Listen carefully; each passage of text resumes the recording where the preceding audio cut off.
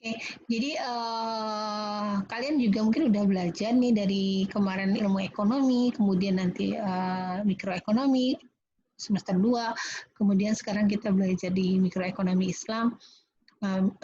Ada yang namanya permintaan dan penawaran. Sebetulnya nanti konsep permintaan dan penawaran itu konsep ekonomi yang kita kenal nanti akan ada fungsinya gitu. Jadi disajikan permintaan dan penawaran itu dalam bentuk fungsi gitu ya, seperti itu. Nah, kita sering mengenalnya dengan fungsi permintaan dan fungsi penawaran. Nah, apa sih fungsi permintaan ini? Review dikit ya. Fungsi permintaan itu hubungan antara jumlah barang dan jasa yang diminta dengan variabel lainnya. Nah, itu variabel lainnya itu kan banyak ya. Ada 8, biasanya ada harga barang itu sendiri, pendapatan, selera, jumlah penduduk, ini yang akan datang, apa sih prediksi masa yang akan datang dan lain-lain gitu. Tetapi biasanya kita sederhanakan dengan satu variabel. Jadi kita nggak menggunakan semua variabel. Variabel lainnya dianggap sebagai ceteris paribus. Sehingga biasanya yang lekat dengan jumlah barang yang diminta itu adalah biasanya harga barang itu sendiri. Biasanya kalau kita dalam bentuk grafik, harga barang itu di vertikal, kemudian jumlah barang yang diminta itu di sisi horizontalnya. Dan biasanya kita berada di kuadran A karena dua-duanya bernilai positif biasanya.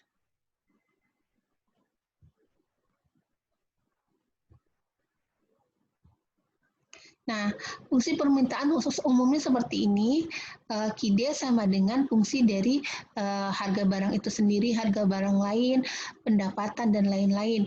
Nah, di sini biasanya nanti cuma satu, misalnya KIDE sama dengan fungsi dari harga barang itu sendiri. Gitu. Nah, yang ini yang disebut dengan penyederhanaan, di mana menganggap faktor lainnya adalah tadi yang disebut sama Ibu juga ceteris paribus atau dianggap tetap sama atau konstan. Nah, jadi fungsinya menjadi seperti ini. KIDE sama dengan fungsi dari PX atau harga barang sendiri. Jadi KIDE itu adalah jumlah barang yang diminta, quantity of demand, bukan quantity yang diminta ini definisinya ya, tapi KIDE itu quantity of demand. Bahasa kitanya adalah jumlah kuantitas yang diminta sama dengan fungsi, F-nya ini menunjukkan fungsi dari harga barang itu sendiri gitu. Nah, sebetulnya fungsi permintaan itu bisa ada dua, yaitu ada yang linear, ada yang non-linear. Biasanya kalau yang non-linear fungsinya dalam bentuk kuadrat atau polinomial, tetapi pada pertemuan kali ini kita hanya akan membahas yang linearnya saja. Nanti yang non-linearnya kita akan bahas pertemuan mendatang. Nah, ciri-ciri dari fungsi permintaan yang pertama adalah quantity of demand itu selalu bernilai positif. Makanya Ibu sampaikan di awal tadi bahwa fungsi permintaan itu selalu berada di kuadran 1 ya gitu. Jadi karena di kuadran 1 itu yang dua-duanya nilainya positif. Maksudnya si horizontalnya itu positif, kemudian si vertikalnya juga positif. Horizontal vertikal kayak gimana ya? Kayak gini nih misalkan. Nah, ini kan ada sumbu nih. Ini sebetulnya ada 4 kuadran nih kalau kita lihat grafik itu begini. Nah, ini yang di kuadran 1. Ini kuadran 2. 3 dan kuadran 4. Nah, di kuadran 1 itu sendiri adalah lihat di sini. Ini horizontalnya bernilai positif, kemudian ini vertikalnya juga bernilai positif. Jadi di sini positif, kemudian di sini positif. Yang negatif di mana? Ini nih. Ini nilainya negatif, ini juga nilainya negatif. Jadi biasanya fungsi permintaan itu harus berada di kuadran ini. Karena nggak mungkin dong kita meminta sesuatu tapi negatif gitu. Misalnya kita permintaan kita terhadap cabai, tapi permintaannya negatif itu tidak mungkin gitu. Artinya cabai yang ada harus diluluh lantahkan gitu kan, nggak seperti itu ya. Jadi permintaan itu selalu bernilai positif. Jadi harus lebih besar dari 0, termasuk harga. Harga juga harus lebih besar dari 0 gitu. Jadi hampir atau paling tidak harganya gratis atau 0, nggak mungkin harganya minus. Masa kita mau meminta sesuatu yang orang itu kasih ke kita, kemudian kita dibayar atas apa yang kita ambil, itu nggak mungkin gitu. Kecuali subsidi ya, makanya nanti ada pengaruh subsidi dan sebagainya. tetapi dalam wacana umum itu tidak mungkin terjadi. Jadi maksudnya seperti itu, minimal gratis itu biasanya, minimal harga tersebut gratis. Nah, untuk setiap Q hanya ada satu nilai P. Jadi setiap jumlah barang yang kita minta itu hanya ada satu satuan harga. Dan untuk nilai setiap satu harga cuma ada satu nilai Q. Misalkan di sini Q-nya nih, Q1. Maka dia hanya berlaku misalkan di sini P-nya.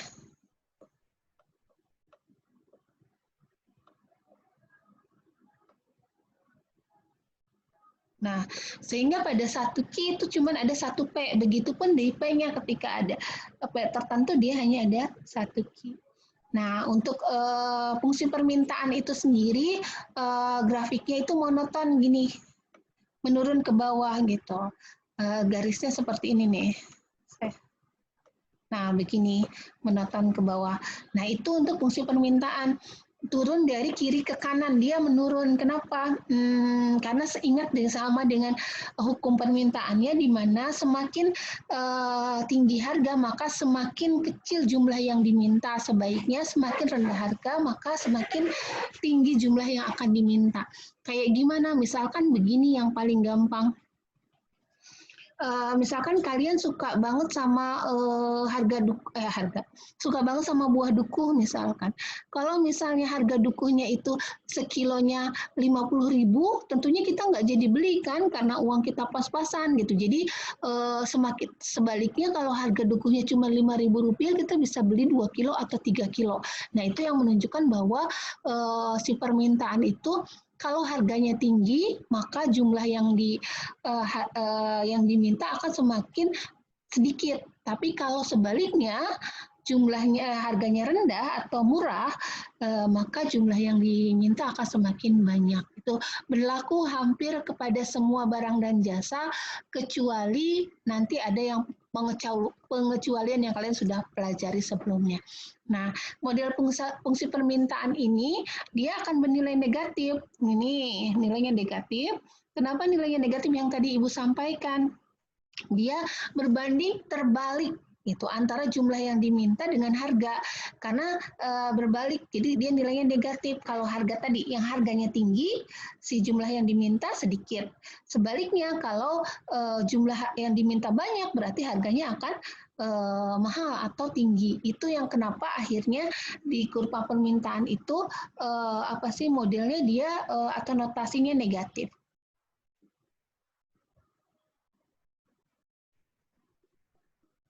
Nah, bagaimana mencari fungsi permintaan dan penawaran? Esensinya mencari fungsi permintaan dan penawaran itu sama rumusnya seperti ini, yaitu Q minus Q1 sama dengan per dibagi Q2 minus Q1 sama dengan P minus P1 dibagi dengan P2 minus P1. Jadi ada syarat ketika kita akan mencari fungsi permintaan, pertama minimal kita harus ada dua yang harus diketahui. Pertama adalah harga dan jumlah yang diminta. Jadi kita harus tahu dua harga, jadi perubahan harganya. Jadi perubahan harga itu ada harga pertama dengan harga kedua, kemudian kuantitas pertama pada saat harga pertama dan kuantitas kedua pada saat harga kedua.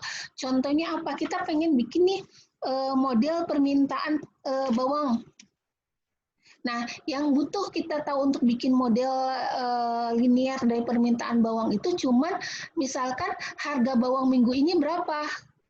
Oh, harga bawang minggu ini 5.000 misalnya per kilogramnya. Nah, harga bawang minggu sebelumnya berapa gitu. Berapa banyak yang diminta pada saat harga bawang 5.000 dan berapa banyak harga bawang jumlah bawang yang diminta ketika harga bawangnya itu 3.000 gitu atau minggu sebelumnya gitu. Itu akan cukup untuk mencari model atau menyusun sebuah model matematik atau membuat fungsi linear dari permintaan bawang gitu. Jadi cuma sesederhana itu yang kita butuhkan. Nah, untuk penawaran sendiri ini tidak beda jauh dengan fungsi permintaan. Pada pembentukan kurvanya hanya kalau di fungsi penawaran kita ngelihatnya dari sisi produsennya. Kalau tadi si permintaan kita lihat dari sisi konsumen, Sementara kalau penawaran kita lihat dari sisi produsennya. Perbedaannya adalah di modelnya. Di modelnya dia bertanda positif kalau fungsi penawaran. QS ini quantity of supply atau harga yang kuantitas yang ditawarkan, sama dengan A ditambah A ini adalah autonomous, tadi juga ada A-nya, kemudian dari fungsi harganya. Nah, si harga ini harga yang ditawarkan gitu.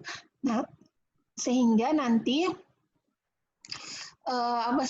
ini positif, dimana kalau jumlah yang ditawarkan harganya semakin tinggi, maka jumlah yang ditawarkan semakin banyak. Sebaliknya, kalau harganya semakin kecil atau rendah, maka jumlah yang ditawarkan semakin rendah. Makanya ini persepsinya adalah persepsi dari produsen, atau misalkan katakanlah persepsi dari petani gitu.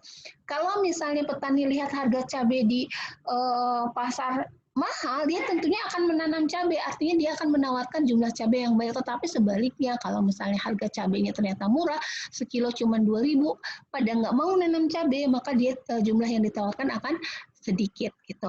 Dia berbanding lurus. Kalau yang tadi permintaan itu berbanding terbalik, maka tandanya negatif. Kalau yang ini berbanding lurus, sehingga tandanya positif. Sampai sini ada yang mau ditanyakan dulu? Kalau tidak ada, kita lanjut ke contoh soal ya. Itu teori dasar dari permintaan. Sekarang contohnya begini. Pada minggu pertama terdapat 10 jam merek fan yang terjual seharga $80. Dan pada minggu kedua terjual 20 jam dengan harga jual $60. Tentukan fungsi persamaan dan gambarkan grafiknya. Nah, lihat di sini. Ini ada dua hal. Yang pertama adalah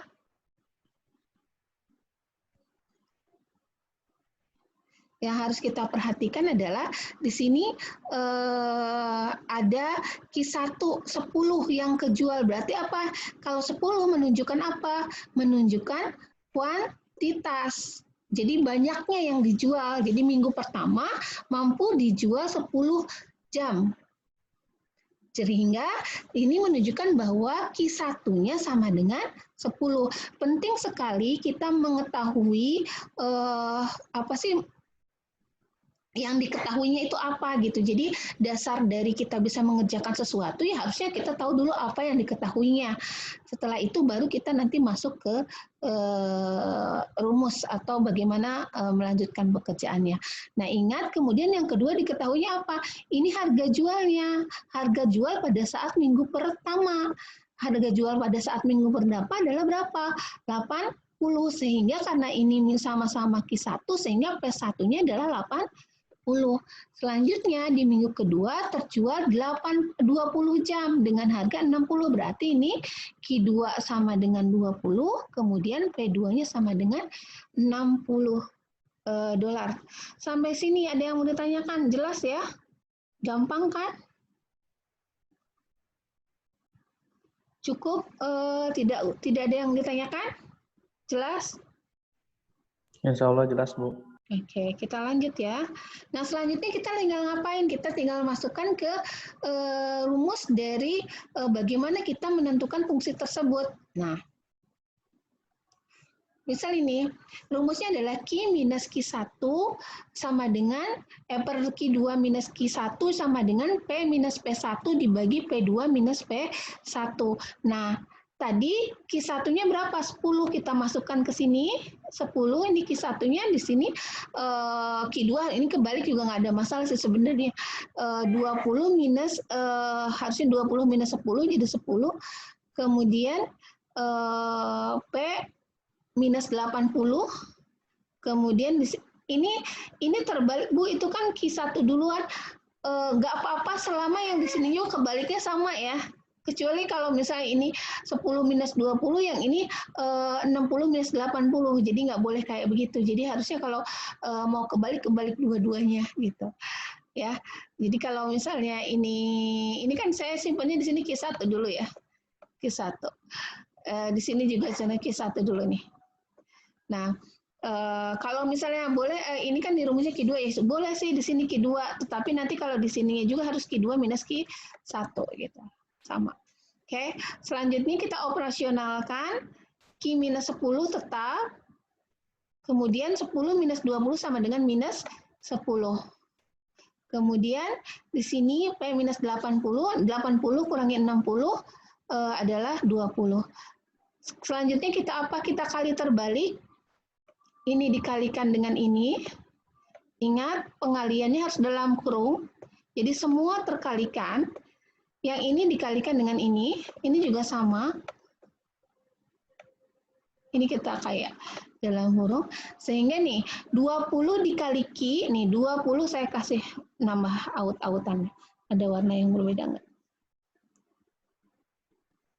Oke. Malah jadi ini.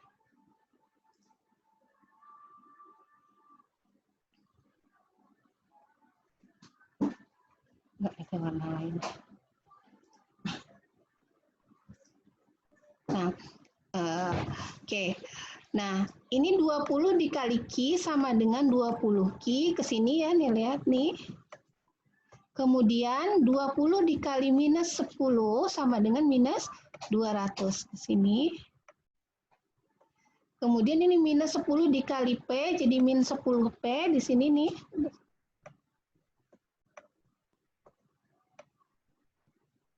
Dan minus 10 dikali 80 sama dengan min kali min jadi apa? Plus, sehingga berubah menjadi plus 800. Gitu. Nah, sekarang kita gabungkan, kan rumus apa sih namanya itu, fungsinya itu bisa dalam bentuk Q sama dengan atau P sama dengan ya. Gitu. Nah, kalau kita mau dalam bentuk P sama dengan, maka kita pisahkan, yang kita pindahkan di sini si P ini sendiri ke sini, ke ruas kanan, jadi 10P sama dengan, nah kita pindahkan yang ini semua ke ruas kiri. Jadi 20 Q-nya berubah jadi minus 20 Q, kemudian minus 200-nya jadi positif, jadi plus 200 ditambah 800, hasilnya adalah 1000. Oke. Nah, setelah itu kita lihat di sini masih dalam bentuk apa? Masih dalam 10P, maka nilai P-nya sama dengan, P sama dengan 1000 ini kita bagi semuanya dengan 10. Jadi 1000 dibagi 10 hasilnya adalah 100. Kemudian minus 20 Q dibagi 10 hasilnya adalah 2 Q. Sehingga persamaan fungsinya adalah P sama dengan 100 minus 2 Q. Selesai, ini fungsi yang kita cari. Fungsinya adalah P sama dengan 100 minus 2 Q. Kalau Bu saya pengen dalam bentuk Q, boleh. Kalau mau dalam bentuk Q berarti sama dengan Q 2Q sama dengan 100 minus P. 100 minus P nanti dibagi 2 lagi berarti 50 min setengah Q. Setengah P. Sorry. Oke. Begitu ya. Tapi dalam bentuk P sama dengan boleh, dalam bentuk Q sama dengan boleh, nggak ada masalah. Sampai sini ada yang mau ditanyakan dulu sebelum kita ke gambar grafiknya. Bu, saya izin bertanya, Bu. Boleh, siapa ini yang bertanya? Suhaimi, emang enggak? Bu, kalau untuk pakai yang Q sama P itu berdasarkan nanti pertanyaannya atau emang boleh dua-duanya dijawab, Bu? Q itu kan menunjukkan kuantitas yang diminta, P menunjukkan harga, price. Jadi Q itu menunjuk emang sudah notasinya kuantitas. Biasanya kita pakai bahasa Inggris ya, quantity. Jadi dalam fungsi permintaan maupun penawaran kan cuma ada 2 variabel yang terlibat, yaitu jumlah yang diminta atau jumlah yang ditawarkan dengan harga barang itu. Nah, notasi dari apa sih jumlah yang diminta itu adalah quantity. kependekan quantity itu karena dia dari Q, jadi notasinya menggunakan Q gitu. Nah, sementara harga yang diminta itu bahasa Inggrisnya itu awalnya price gitu, jadi nggak H gitu, price gitu dari bahasa Inggris semua. Jadi ini biasanya ekonomi itu menggunakan bahasa internasional, sehingga kita notasinya menjadi P gitu. Sama kayak pendapatan. Kemudian nanti bunga itu kan interest gitu, jadi kita pakainya I gitu kayak gitu. Kemudian kayak misalkan selera itu taste, jadi notasinya T besar gitu kayak begitu. Jadi memang kita pakainya nggak pakai bahasa Sunda dan nggak bahasa Indonesia. Kalau bahasa Sunda merenan hargi, jadi H gitu ya. Kuantitas quantity gitu, jadi K. Gitu. Jadi pakainya memang pakai bahasa Inggris, Suhaimi. Ini kayak udah baku gitu, dipakai. Kamu mau kuliah di manapun, biasanya pakainya Q sama P gitu. Itu yang ditanyakan bukan? Ini Bu yang ditanyakan tuh, nanti kalau untuk menjawabnya boleh dijawab dua-duanya atau P saja Bu gitu. Oh, maksudnya apakah fungsinya cukup dengan P sama dengan atau Q sama dengan gitu? Iya gitu Bu. Boleh pilih salah satu, boleh dalam bentuk Q sama dengan, boleh dalam bentuk P sama dengan, karena sama aja.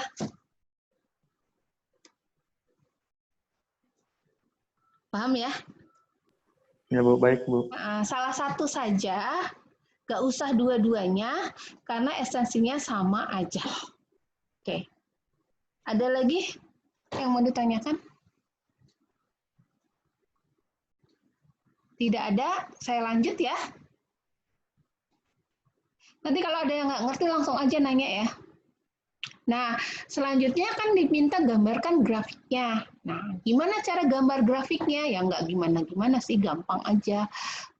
Pertama, sebenarnya kita pilih dulu titik pada saat kuantitasnya sama dengan 0 dan pada saat harganya sama dengan 0. Jadi kita masukkan ke persamaan yang tadi. Persamaan P sama dengan, kita kan udah punya persamaan tuh. Persamaan P sama dengan 100 min 2Q. Nah, kita masukkan andai kata Q-nya 0 yang pertama ini.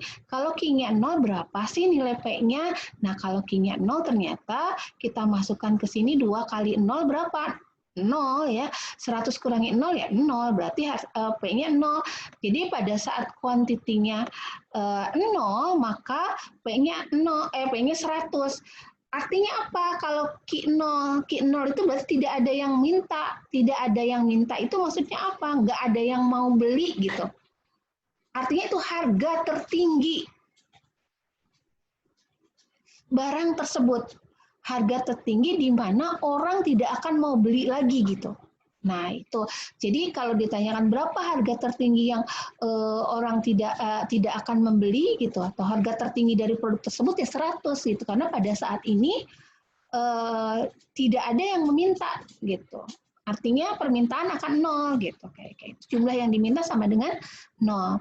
Kemudian yang kedua adalah gimana kalau harganya 0? Berarti harganya 0 gratis dong ya gitu. Kalau harganya gratis berapa sih jumlah yang dimintanya? Maka kita masukkan ke dalam persamaan ini. P-nya sama dengan 0. Kita rubah P-nya menjadi 0 sama dengan 100 min 2Q. Nah, berarti kita mencari apa? 2Q-nya. 2Q-nya sama dengan 100, maka nilai Q-nya sama dengan 100 dibagi 2 sama dengan 50. Ternyata kalau apa? Kalau harganya digratiskan akan ada permintaan sebanyak 50 gitu. Jadi kalau harga gratis pun yang minta hanya 50 orang saja. Kemudian selepasnya sebenarnya kalau kita mau gambar grafik kita cuma butuh 3 titik gitu. Nah, titiknya boleh diambil sembarang. Sembarang itu apa sih namanya?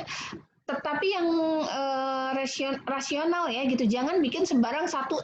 Misalkan harganya di sini kan kita lihat, oh kita udah punya tahu kisarannya antara 50 sama 100. Jangan bikin dua harganya gitu, nanti akan jomplang bikin grafiknya. Jadi kalau misalnya 50 kita berarti, oh kalau 50 P-nya 0, pada saat 0 atau P-nya 100 berarti harus di bawah itu. Karena kita di sini Q-nya yang kan lebih mudah memasukkan ke Q ya dibandingkan dengan ke P.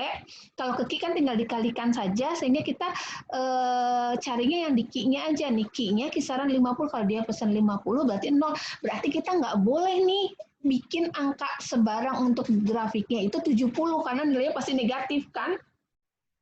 Gitu. Sehingga kita harus bikin di bawah 50. Boleh nggak Bu saya bikin 40? Boleh. Boleh nggak saya 25? Boleh, silahkan. Gitu. Nah, Ibu ambil berapa? 30 dan 10. Kita tinggal masukkan dua titiknya. Di sini Q-nya sama dengan 30, maka P sama dengan 100 dikurangi 2 kali 30.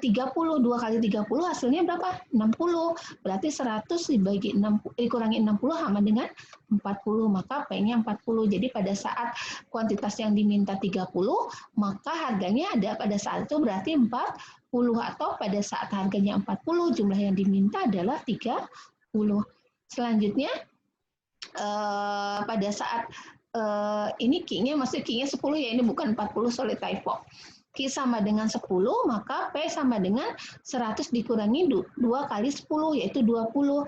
Jadi 100 dikurangi 20 hasilnya adalah 80 di sini. Nah, Ibu plot ke dalam gambar tabelnya gitu. Tabelnya berarti Q0 dia ketika harganya 100 yang diminta 0, ketika harganya 0 yang diminta 50, ketika harganya 40 yang diminta 30, ketika harganya 80 maka yang diminta 10. Selanjutnya kita tinggal bikin grafiknya. Nah, grafiknya seperti ini. Tinggal diplot aja. Ini kuantitasnya 10, 30. Pada saat 30 dia harganya 40, pada saat 10 harganya 80, kemudian pada saat 50 harganya 0, di sini 0, di sini titik 0. Kemudian pada saat harganya 100 di sini, maka kuantitas yang dimintanya adalah 0. Kita tinggal tarik garis, maka inilah yang disebut dengan fungsi yang tadi. P sama dengan 100 min 2Q. Nah, jadi ini yang disebut dengan garis fungsi dari fungsi permintaan P sama dengan 100 minus 2Q. Itu untuk fungsi permintaan. Ada yang mau ditanyakan terakhir sampai sini? Kayaknya itu aja materinya. Bentar. Tugas kan kalian ada tugas ya? Tugasnya ada 2 nomor, silahkan dicek di LMS-nya.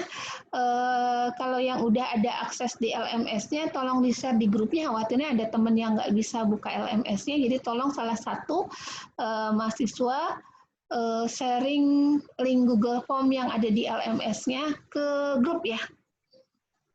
Ada yang mau ditanyakan dulu sebelum ditanyakan? Bu, absennya belum ada, Bu. Absennya belum ada, serius? Iya.